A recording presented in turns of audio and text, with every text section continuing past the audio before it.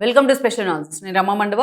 ఈరోజు అనాలిసిస్లో భాగంగా మనం తీసుకోబోతున్న టాపిక్ ఏంటంటే, ఈరోజు అనాలిసిస్కి నేను ఒక టైటిల్ పెట్టినాను. ఆ టైటిల్ మీరు చూసినట్లయితే, అనసూయ ఇంకా దిగజారవనుకున్న ప్రతిసారి మా అంచనాలు తప్పుతున్నాయని చెప్పేసి నేను టైటిల్ పెట్టినాను. ఆ అంశం గురించే ఏదైతే మనం డిస్కస్ చేయబోతా ఉన్నాం ఈ రోజున. ఏదైతే శివాజీ అమ్మాయిల వస్త్రధారణకు సంబంధించి, ఎస్పెషల్లీ ఇండస్ట్రీలో ఉన్న మహిళల వస్త్రధారణకు సంబంధించి ఆయన చేసిన కామెంట్స్ ఏదొక దగ్గర ఆగుతాయి. ఏదో ఒక దగ్గర దీనికొక లాజికల్ ఎండ్ పడుతుందని ఆల్మోస్ట్ నేను 10 రోజులుగా చూస్తా ఉన్నా.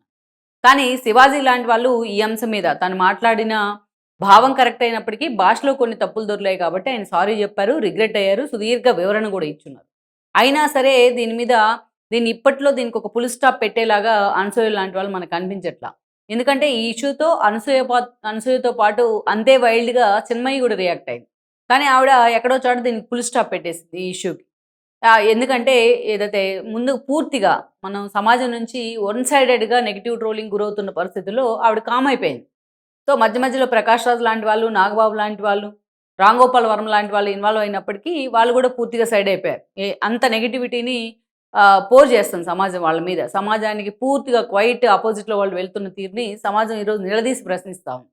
ఈ జనరేషన్ అయితే అసలు ఊరుకోవట్లేదు. సోషల్ మీడియా వేదికగా ఈ ఇష్యూ మీద మనం వాయిస్‌ని గాని, వాళ్ళ ఒపీనియన్స్‌ని గాని చూస్తే ఎక్కువగా ఈ జనరేషన్ రియాక్ట్ అవుతా ఉంది. చాలా ఇది మనం ఆనందించదగ్గ విషయం అనుకోవాలి. శివాజీ మాట్లాడిన సాంప్రదాయాల్ని, విలువల్ని వాటినన్నిటిని కూడా మేము కూడా కంటిన్యూ చేస్తాం అన్న విధంగా ఈ రోజున సమాజం మొత్తం కూడా ఈ జనరేషన్ రియాక్ట్ అవుతా ఉంది. ఇంత జరుగుతా ఉంటే ఈ ఇష్యూకి నేను ఆల్రెడీ మొన్న మనం మాట్లాడే క్రమంలో అనసూయ ఇప్పట్లో ఈ ఇష్యూకి ఫుల్ స్టాప్ పెట్టదేమో అనుకున్నాం. పెట్టేలా కనిపించట్లేదని కూడా అనుకున్నాం. యాజ్ ఇట్ ఈస్‌గా ఆవిడ దాన్నే కంటిన్యూ చేసే ప్రయత్నం చేస్తాం. చాలామంది ఏం కామెంట్స్ పెడతా ఉన్నారంటే ఈ అంశానికి సంబంధించి మాట్లాడే క్రమంలో కూడా అనసూయ సన్నిహితులు సైతం కొంతమంది ఆవిడ వ్యతిరేకిస్తూ మాట్లాడే క్రమంలో ఆమె కేవలం ప్రచారం కోసమే ఈ ఇష్యూని ప్రాపగాండా చేస్తూ ఉంది. ఈ ఇష్యూని పూర్తి స్థాయిలో దాని మీద ఈకలు బీకే ప్రయత్నం చేస్తూ ఉంది అనేది గత వారం రోజులుగా చర్చ నడుస్తోంది. అయితే నిజంగా ఈ ఇష్యూలో అనసూయ హర్ట్ అయి ఉండొచ్చు మైట్ బి.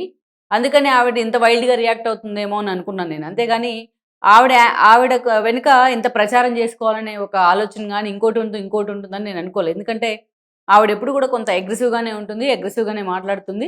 సో, ఆ అగ్రెసివ్‌నెస్‌ని తను బోల్డ్‌గా క్యారీ ఫార్వర్డ్ చేసే ప్రయత్నం చేస్తుందని నేను అనుకున్నాను గానీ, కానీ ఆవిడ చేస్తున్న బిహేవియర్ వరుసగా డే టు డే డెవలప్‌మెంట్స్ కొన్ని చూసినా, ఆవిడ బిహేవ్ చేస్తున్న విధానం చూసినా కేవలం ఆమె ప్రచారాన్ని మాత్రమే కోరుకుంటోంది.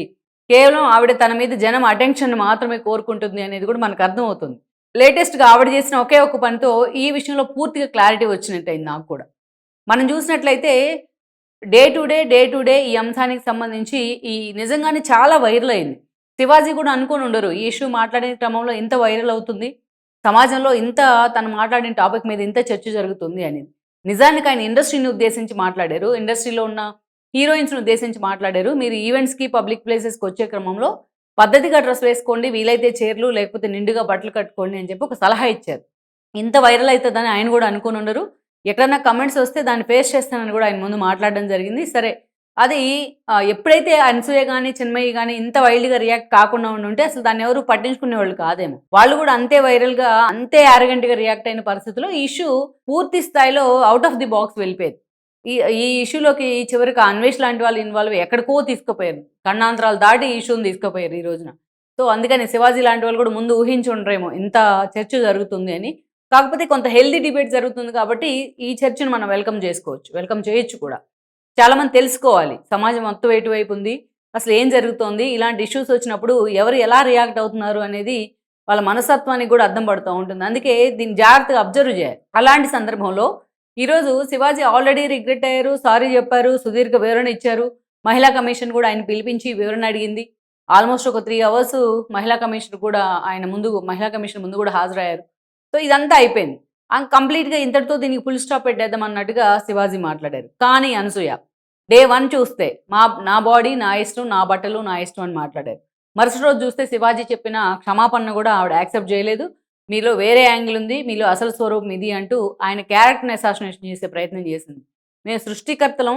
మేము దలుచుకుంటే మా గాలిలో మీరు కొట్టుకుపోతారంటూ కూడా మాట్లాడారు. కానీ ఈరోజు ఆవిడ మీద వస్తున్న నెగెటివ్ కామెంట్స్‌తో అనసూయ కొట్టుకుపోతా ఉన్నారు. అయినా సరే ఆమె ఎక్కడా కూడా వెనక్కి తగ్గట్లేదు. ఆ మరుసటి రోజే స్విమ్‌సూట్‌తోని పాత వీడియో ఒకటి తన ఇన్‌స్టాలో మళ్ళా రీపోస్ట్ చేశారు ఆవిడ.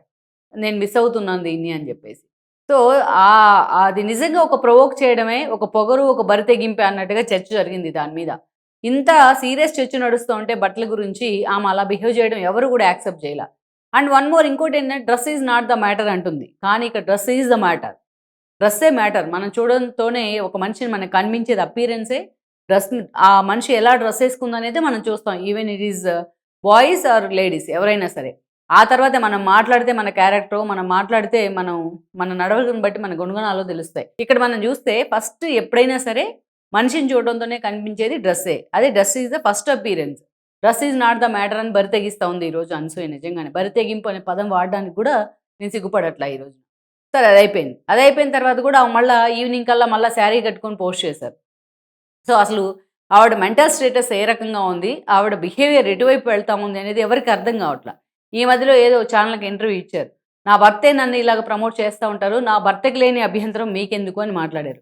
కానీ గతంలో ఇదే అనసూయ నా వస్త్రధారణ గురించి నా పిల్లలు కూడా నన్ను క్వెషన్ చేస్తా ఉంటారు. చాలా సార్లు రిగ్రెట్ అయ్యాను. వాళ్ళ పిల్లలు క్వెషన్ చేయటం పట్ల అని కూడా మాట్లాడారు. సో, అది ఇది క్వైట్ కాంట్రాడిక్షన్. మరి ఆమె భర్త ఇంత జరుగుతున్నా ఆమెను బేర్ చేసే భర్త రావడం అనేది నిజంగా అనసూయ అదృష్టం అనే అనుకోవాలి. సరే ఇక ఇదంతా ఎక్కడో చోట ఫుల్ స్టాప్ పడుతుంది ఇక న్యూసెన్స్‌కి అనుకుంటున్న సమయంలో మళ్ళా ఈరోజు ఆమె ఒక కొత్త పోస్ట్ పెట్టారు. తన ఇన్‌స్టా వేదికగా మరోసారి తన భర్తతో కలిసి తాను స్విమ్ సూట్‌లో ఉన్న వీడియోని 2, 3 ఫోటోస్‌ని కూడా ఆమె పోస్ట్ చేయడం జరిగింది. సో, పోస్ట్ చేస్తూ మీరిలాగే శబ్దం కాకుండా ధైర్యంగా నిలబడండి. నాలాగే ధైర్యంగా ఉండండి అని చెప్పి సమాజానికి మెసేజ్ ఇచ్చే ప్రయత్నం చేశారు. అంటే ఇక్కడ అనసూయ ఎవరిని రెచ్చగొడుతోంది? ఎవరిని ప్రొవోక్ చేస్తా ఉంది? అంత క్లియర్‌గా మొత్తం సమాజమంతా ఒకటై నిన్ను క్వెషన్ చేస్తా ఉంటే, నీ బరితెగింపుని క్వెషన్ చేస్తా ఉంటే, దానికి హద్దులు లేదు అన్నట్టు కూడా చెల్లలేకపోతా ఉన్నాం. ఆ బరితెగింపుకు ఒక హద్దే లేదు. బరితెగింపు అనే వర్డే పెద్ద పదం. దానికే హద్దు లేదు అన్నట్టుగా చెలరేగిపోతా ఉంది అనసూయ. మరి ఆమెను అలా ఎలా ప్రొజెక్ట్ చేస్తా ఉన్నారు అతను? సమాజానికి ఏం మెసేజ్ ఇచ్చే ప్రయత్నం చేస్తా ఉన్నారు? ఇలాగే వెళ్తా ఉంటే ఎక్కడో చోట దీనికి ఎండ్ కార్డ్ పడాలి గదా! యాక్చువల్‌గా పెద్ద పెదాలు వాడొద్దు మనం. ఎందుకంటే ప్రకృతితో పోలుస్తారు శ్రీనని నేను చాలా సార్లు మాట్లాడాను. అలాంటి ప్రకృతి ధర్మానికి విరుద్ధంగా నువ్వు వెళ్తా ఉన్నావు. సో, ఆ ప్రకృతే నీ మీద పగబట్టే అవకాశం ఉంటుంది గదా! మనం చేసిన పాపాలేయి, మనం చేసిన తప్పులేయి. అనసూయ తెలియక చేస్తే తప్పు అనుకోవచ్చు, పొరపాటు అనుకోవచ్చు. తెలిసి చేస్తా ఉందావిడ. సో, ఇవన్నీ మనకు క్యారీ ఫార్వర్డ్ కావా మన ఫ్యామిలీకి? అందుకే పెద్దోళ్ళు ఎప్పుడు చెప్తారు, మనం ఏదైనా తప్పు చేసే ముందు మన పిల్లలున్నారు వాళ్ళకి తగులుతాయని చెప్తారు. అనసూయ పిల్లలకి ఎంతో భవిష్యత్తు ఉంది. వాళ్ళకి ఎంతో ఎక్సలెంట్‌గా వాళ్ళెక్కడో ఏ ఏ ఏ పొ ప పొజిషన్‌లో ఉండాలో వాళ్ళు ఫ్యూచర్‌లో. వాళ్ళెక్కడ పోయినా ఇలాంటి క్వెషన్స్ తన తల్లి కారణంగా వాళ్ళకి ఇలాంటి క్వెషన్స్ ఎదురుగావా?